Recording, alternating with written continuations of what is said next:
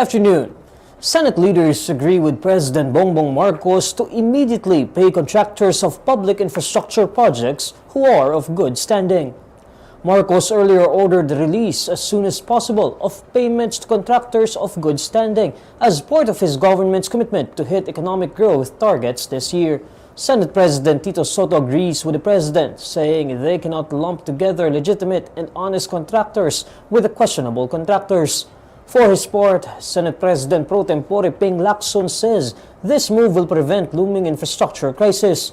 Lacson says it will definitely encourage other good contractors to participate in public bidding for government projects. At the same time, Lacson says erring contractors should be punished by withholding payment and filing criminal cases against them.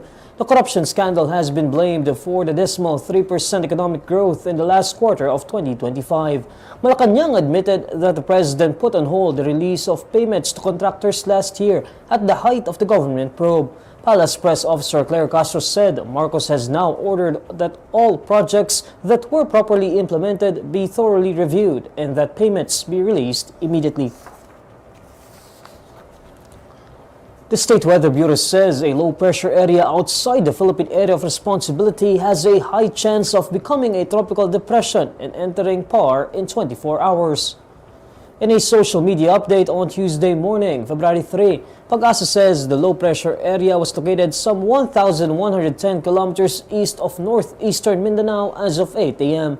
In its morning bulletin, Pagasa reminds those in Visayas and Mindanao to prepare as the LPA is forecast to traverse the area come Tuesday, February 5 until the weekend. According to Pagasa, the shear line may bring cloudy skies with scattered rains and isolated thunderstorms over Visayas, Caraga, Davao Region, and Misamis Oriental. The Bureau warns of the possibility of flooding in urbanized low-lying areas or those near rivers, along with landslides in highly susceptible areas due to the rains. It notes that the northeast monsoon, or Amihan, is affecting Luzon, bringing cloudy skies with light rains over Batanes and Babuyan Islands.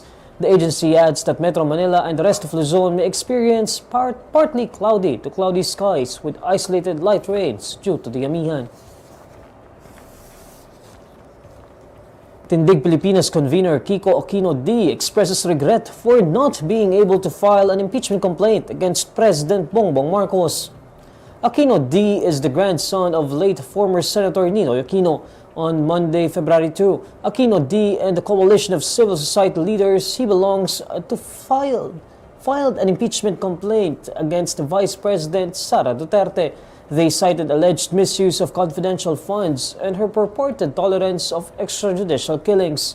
Following the filing, Aquino D shares how members of his group talked about pursuing an impeachment case against Marcos. He says they wanted to look into the president's signing of the 2025 national budget, which he says contained anomalies. He says they took note of the first complaint. While their group wasn't ready to file at the time, Aquino D says they were grateful the second complaint was filed. He described the second complaint as having more substance. Two separate complaints have been filed against Marcos, citing alleged violations of the 1987 Constitution and betrayal of public trust.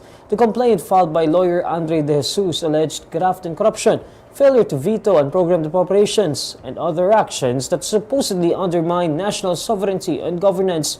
The Makabayan Coalition filed the second impeachment rap against Marcos.